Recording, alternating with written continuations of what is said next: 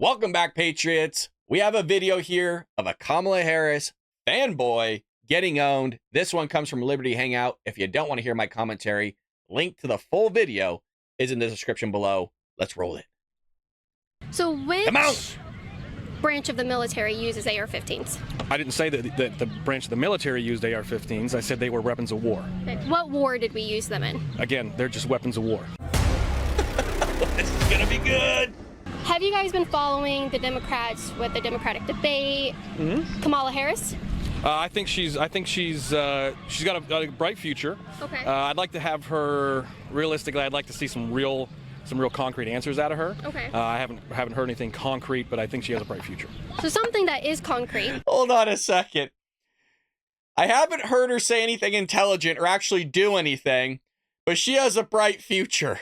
This lady destroyed the state of California in conjunction with Gavin Newsom. And for whatever reason, in the Democrat Party, if you suck at your job, you get elevated to the highest levels of office. Now she's the vice president with Joe Biden, and both of them ran this country into the ground. And now she's been elevated even further to potentially be the next president of the United States without ever having a single vote to be the Democrat nominee. But yeah, she has a bright future. Her future is to drive this country into the ground. Let's hope that doesn't happen. Is that she would like to ban AR-15s with the use of an executive action if Congress didn't pass any type of gun control to do so within the first 100 days of her taking office. Is that something you would support? Yeah, absolutely, I'd support that. Why? Because those are weapons of war, and unless we're trying to overthrow our government, we don't need them. So which branch of the military uses AR-15s? I didn't say that the branch of the military used AR-15s. I said they were weapons of war. Okay. What war did we use them in? Again, they're just weapons of war. What is a weapon of war? What do you put in that category? How do you name that category? Well, you know, any kind of weapon that you can use that you don't need to specifically, realistically reload every 6 rounds. Something that you can do mass destruction with. That, you know, honestly, like an AR-15, where you can do mass damage in schools and mass damage to people in any other kind of war. And very similar to like what you could do with knives that we see in the United Kingdom and other places that removed firearms. It just kind of happened, I don't know, a couple weeks ago, and it's happening present time right now. It's weird because a knife is also utilized as a weapon of war. A helmet can actually kill a lot of people. That's utilized as a weapon of war as well. Hell, you can use a belt as a weapon of war, whatever is going to keep you alive. But these are what these people think, folks, of your Second Amendment rights. It's only utilized if you have to go against and overthrow your own government, but it couldn't possibly be used if your government was trying to go usurpacious on its own citizens that we tend to see in republics as well as quasi-democracies throughout human history. And it's a weird thing for him to say, well, you'd only need it to overthrow your own government. Well, if the government takes your weapons and then goes usurpacious on its citizens, how could you overthrow your own government to ultimately rebuild it and create the republic and democracy that you previously had when you had rights in the first place? But, you know, we can't get that deep with these people. Can you not do that with, let's say, a handgun, a Glock, a 1911? You can do any kind of damage with 6 rounds. That's why you only need 6 rounds. Why do you need? So we only need 6 rounds. Wait, I didn't say we only needed 6 rounds. That's not what I said. You're putting words in my mouth. Well, that's why I was asking. I'm not trying to put words in your mouth. That's why I clarified with you. I'm not saying this guy said this. I'm clarifying, so we're not fake news here.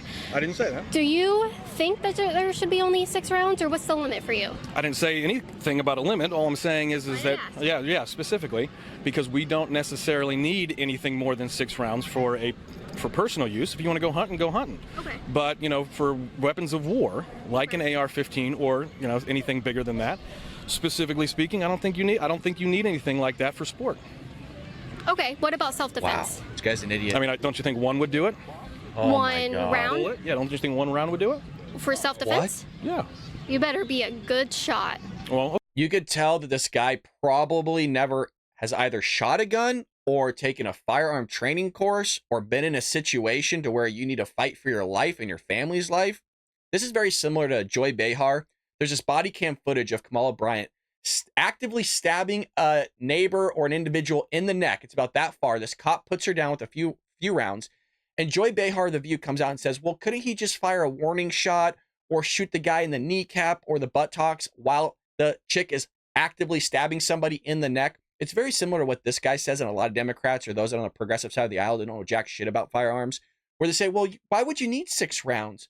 Well, you could just do the job in 1 round. First of all, you don't even know if there's multiple people storming your house who are coming at you, whatever situation you're in. You don't know if they're hopped up on some drugs. A lot of my friends are police officers. I mean, I know of a story, a guy that was hopped up on PCP that was shot 20 times and was still coming after people with knives. So this whole idea of like you need one round is just silly. It's preposterous. It's ridiculous. Okay. You better be a damn good shot for only one bullet in a gun. I mean, is more than one person going to rob your house? Absolutely. That tends to happen, yeah.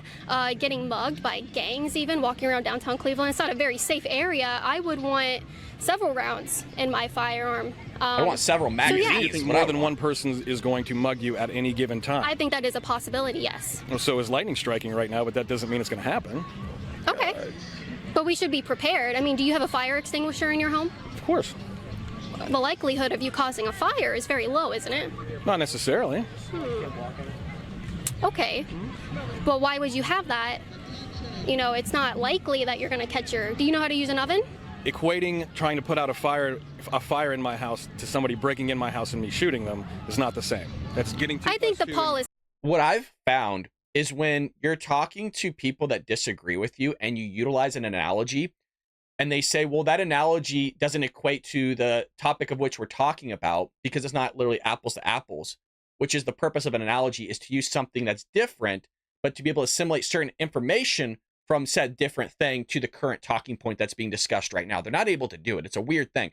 The whole idea of utilizing the fire extinguisher with a possible house fire is because you're saying it's very rare for somebody to have to engage people having their house robbed or being robbed and having to shoot them. And she's utilizing this whole idea, well, if you're going to have a firearm to be able to protect yourself, but you're utilizing an extinguisher to put out a fire, and a fire in your house is very rare, you know, that idea doesn't really work out so well. So why are you going to sit there and protect yourself with a fire extinguisher to make sure your house doesn't burn down versus you would have a firearm to go after against a bunch of people that are trying to harm you?